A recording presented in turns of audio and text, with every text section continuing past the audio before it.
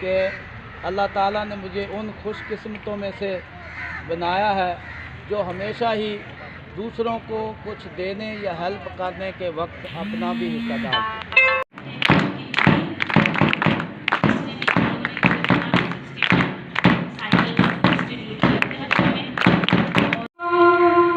उनका मदहा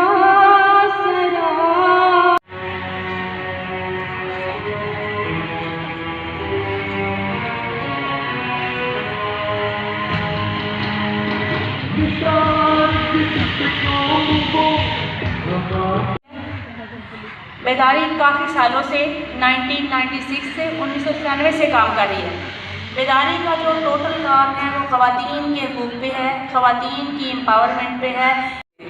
अब वो मेरे गर्ल्स स्कूल्स में भी नज़र आने शुरू हुए। इसके अलावा जो मैं समझती हूँ कि अप्रोच का फीमेल को बड़ा एक प्रॉब्लम होता है स्कूल्स तक। ना मैं उनको ले सकता ना मैं उनको छोड़ सकता हूँ।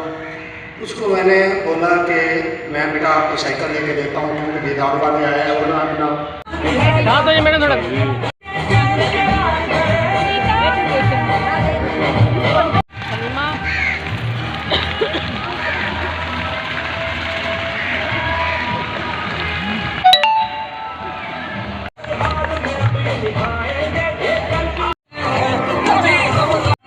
मैडम क्या दिया बेटा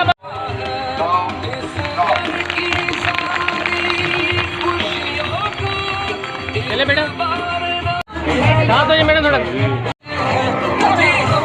सलीमा